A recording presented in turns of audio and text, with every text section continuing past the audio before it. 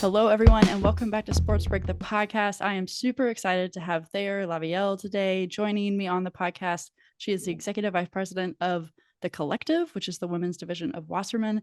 Thayer, thanks so much for being on the podcast. Thanks for having me today. It's a pleasure. Yeah, I'm really excited. I would love, real quick, just to start with a little bit of your background, how you got to your position, and did you play sports growing up? Do you still play sports? All that good stuff. Yeah. Well, I came to my position at the collective somewhat I would say by birth. I was born into a family with a lot of brothers. So I have 5 older brothers and just basically was born with my elbows out trying to get my fair share. So I think it just came naturally, but I came to sports very circuitously. I didn't realize that it was a industry that one could work in. I played sports my whole life. I played in college. And eventually went to Paris. I majored in French and went to Paris to try to see what that was like to live there. And I lived there for about 9 months, where I had started working at ABC News for a bit, and then as basically a paid intern. And I'll tell you, I just kept knocking on their door. For all those that are listening that are like, how do I get started? I just kept knocking on their door until they were like, fine, you can come in. And then I started helping them. And then there was an instance where I had to do something where I was able to get paid for that. So like, it just kind of happened onto itself. And then I got a job back in New York with them. They offered me a job to go back to New York and work at World News Tonight. And so I did that, and I worked at World News Tonight and then Good Morning America for a while. And I was just basically like learning the ropes of producing news. And from there, I went into PR because I really was kind of sick of the booker life. Like, news story happens, grab your bag and go try to book this person for the show. And so I wanted to see what maybe a little bit more of a stable social life was like. And so I moved into the PR world, where I worked at an agency in New York for a couple years. And that was where I was introduced to L'Oreal. Obviously, I knew the brand really well, but L'Oreal is an enormous conglomerate that has many, many other brands within it, like Maybelline and Lancome, a whole bunch of fragrances, Kerastase, Matrix, like all these different brands, Kiehl's. So I went over there and I worked in the designer fragrance division, and I came in as a PR person. And my boss eventually was like, I really think that you should move into marketing. You have so many great ideas. And I was like, I don't know anything about marketing. It looks like a lot of math and a lot of numbers and a lot of forecasting. And then like that, it terrifies me because I don't know anything about it. And candidly, no. And he was like, will you just trust me? And I said, okay. And so he set me up every week with our CFO and our head of operations. And little by little, I learned how to do business, and I learned how a business runs. And thank God for him, because he really opened up a ton of doors for me. But it was there that I had this crazy idea that he just nurtured. And it was to take one of these old fragrances that we had launched 20 years before and do a relaunch of it on the back of, at that point, a very young driver named Dale Earnhardt Jr. And maybe we could find some synergies and, create some buzz, basically. Well, it was crazy successful. It went from like number 18 on the list of rankings to number 3. It was pivotal for Dale Jr.'s brand because we took him out of a racing suit and into just regular, like in the New York Times with a leather jacket, so kind of things that NASCAR had never seen at the time. And what it allowed for us is to bring this entirely new customer base into department stores, which is where this fragrance was born. And so there was just a huge retail success. It was such a team effort. I can't claim full credit. It was just kind of an idea I had. And he was like, go with that. I'm going to set you up for success. And it was great. We had such a great team of creatives and operations and, everybody helping the sales to help make this come true. But through that process, I ended up becoming friendly with Dale Jr. and his sister and Kelly, and who runs the business. And they kept saying, come and live in North Carolina. And I was like, I live in New York City and I'm perfectly happy here. And no. And I'd keep in touch with Kelly a fair amount and, just, what do you think? You want to come down? I was, no. And then I got moved up to Lancome, where I ran their gift with purchase programming for a long time and their promotional marketing. And then I had 2 kids and it was like, okay, so about the grass and trees in North Carolina. So quickly moved down there after about 7 years at L'Oreal, moved down to Charlotte, where I worked for Dale Jr. for about 4 years, and had a great time kind of building his brands and opening restaurants and or bars at the time. It wasn't even a restaurant, and then doing TV shows with him or building out his production company. I mean, it was just super fun. But through that job, I met Wasserman. We had negotiated a thing for Nationwide at the time. Um, I met Wasserman actually through working with Dale Jr. in negotiating a deal for Dale Jr. with Nationwide, which is and was a client at the time of Wasserman's. And so when I ended up leaving Dale Jr.'s, my contact here, who's actually still here, reached out and said, "Hey, what are you up to?" And so it was through that deal really that I came here to Wasserman, and I've been here almost 12 years.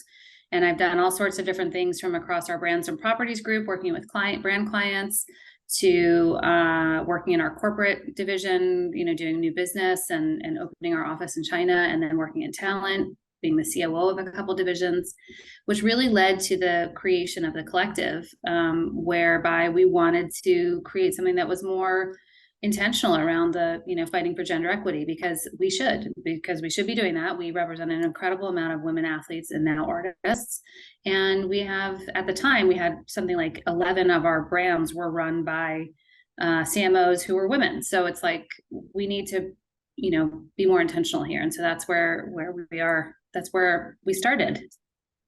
Yeah. And so what have you seen change, I guess, even in the industry or just through the collective? Like, what have you seen? Where have you seen growth, I guess? Well, in a lot of ways. I mean, we've become more structured in terms of the things that we're able to deliver. So, I would say now that the collective really advances the power of women, and we do that through resources that we've created, tools, measurement, valuation tools, diagnostic tools for brands to be like, I'm not sure how to play in this space, but help me figure this out. To a really connected network of people, that not only people, but people in organizations that are really committed to each other and to gender equity. And then also through some incredible collaborations that we've been able to pull off in media, in retail, and experiences. So it's been pretty exciting. There's a lot that we obviously still have to do because we're still having these conversations around gender inequities. But I do feel like over the past 3.5 years since we launched, we've seen massive progress, and hopefully we've been able to contribute to that in some small way as we have gone on. Oh, 100%. I would say you definitely have. Yeah. And continue to be a part of a, momentum that's leading us forward still. What would you say? Because I do think there are unique opportunities that exist in working with female athletes and artists. What would you say are some of the differences or things that differentiate, the women's side and working with people in that industry versus just as a whole, or even in the men's side? Well, I'll speak to the ones that we represent, and there's a reason that we represent who we represent on the women's side specifically, particularly in sports. And I would say a lot of our women across music, but I don't know them all. We have a lot of women across music. Is that the common thread is that they all want to help each other up. Like they want to up level each other. So it's not a self-centered pursuit. It's a pursuit that's anchored in the fact that, I have a duty to do this on behalf of others following in my footsteps or those that are around me. And so that to me is really unique and cool. And so that's kind of, that's why we called it the collective. But also that is indicative of how we operate in the industry. We don't, we want our competition to come in and say, hey, what can we do to help? Or how can we work together? Or we've got our own thing going. Great, let's go figure this out. Like the goal isn't to own gender inequity. The goal is to eradicate it. So How can we work together with everybody to do that?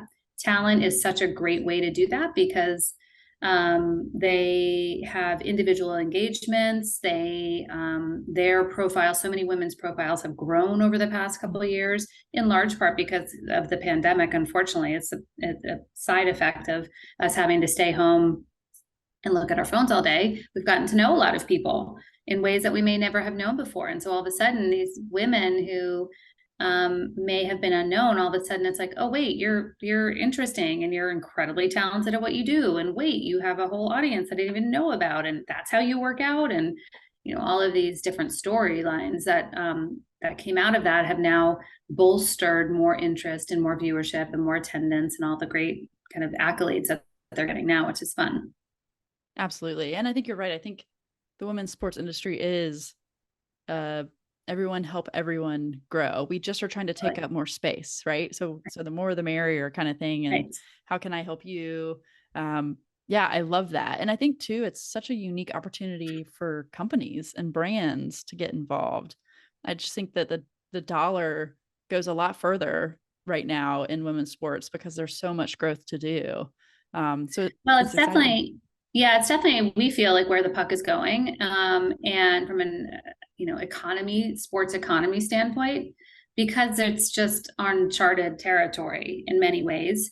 But it's also, you have the ability to work with women who, in the sports space specifically, who are used to hustling, who are used to innovating, who are used to creating opportunity, who are used to bringing others along with them. What brand doesn't want to be a part of that? Mm. That's such a great opportunity. And the fan base of women's sports just overall is so much more committed from a sponsorship perspective than the average fan, which actually reminds me a lot of early NASCAR days when they would poll NASCAR fans. They would say, I recognize those brands that are on the, on the uniform similarly. And I would shop those brands if I saw them in the store. And it's similar to women's sports today, which is exciting. It's really interesting. I've never made that parallel. I mean, I grew up in North Carolina, so I'm definitely from NASCAR country, and Dale Jr. was my driver, I will say. I remember all the Nationwide commercials, so that's pretty Yeah. cool. But yeah, there's a loyalty there. I mean, I love the story of in the soccer league, I think Chicago, where the fan base was watching the championship game. They like sold out of Budweiser because everyone was just drinking Budweiser because they That's right. sponsored the league. So yeah, That's it's a right. pretty cool That's opportunity right. for companies. I would agree with you. And I think there's just more companies we need to get invested. And I think a lot of brands aren't quite sure how to jump into the game without it seeming, you know, something that feels like it's checking the box. But there are many, many ways that you can do that feel right on for your brand. Yeah, yeah, and lots of, like you said, lots of talent that's ready and eager and worth working with. So, Totally. yeah, that's exciting. So, where do you hope things change in the next year, and then in the next 5 years? What are you kind of hoping will move the marker? Oh gosh, that's a good question. I mean, I think for us, we look to continue to create the tools and resources that will help inform brands and properties on their campaigns and on their partnerships and on their programming really around women and women's sports, hopefully to get them into it, to invest in it. And so we spend a lot of time, we've built a pretty big data repository that just basically takes an enormous amount of stats and facts from around, the internet and puts them just a little bit closer at reach, so that we can, and that our clients can, and anyone that's really interested in it can understand and dive into different topics around women very quickly. And so we've spent a lot of time, resources, et cetera, around that. We've spent a lot of time looking at tools by which to measure, because it's hard to measure gender equity in sport, but Mm. we take that challenge on and we say, okay, well, actually, can you measure it by awareness and by looking at representation and the spend in these things? And how can you at least take something that's so big and overwhelming and try to put markers on it so that we can say, well, next year we're looking for this. And then how do we get brands to engage in that and be more transparent about it? Hmm. So that's a big one. Okay, yeah, that's great. Well, is there anything that's has surprised you? Like when I got into building fantasy sports, you have to have good stats or good enough stats to really run a fun game because Sure. it's what's happening on the field or on the court. You want your points to reflect it. And I just wasn't aware of the huge lack of investment in statistics on for women's sports. Is there Yes. anything that you were surprised to learn and doing this research and like setting up some of these parameters?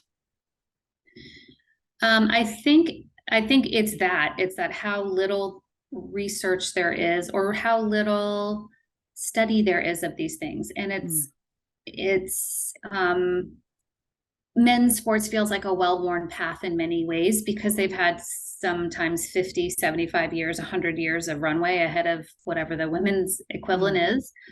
But to even just start to dive into the subsections of why women fans consume the way that they consume, and are we serving them correctly? I mean, if women are driving, the stat is 85% of a household spend and make up 48% of a sports fan base, why are we being marketed to the same, and why are we being marketed to the same as my son and my dad and my husband and my brother? Like, surely we could be smarter than this, mm, just as an industry. And so our goal is to say, not only is are women's sports important and where economically we should really be leaning in, but women fans are so important because mhm, we're teaching young fans to grow into bigger fans. We're teaching consumers. We're looking. So what we did is, when we launched the collective, we actually started with the consumer, did a white paper on this, looking at specifically Gen Z and millennial women,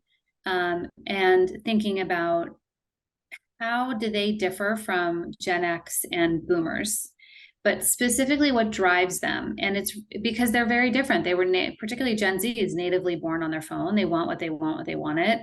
They expect it to be algorithmically served to them. They want it to feel like it's for her, but also for her friend group.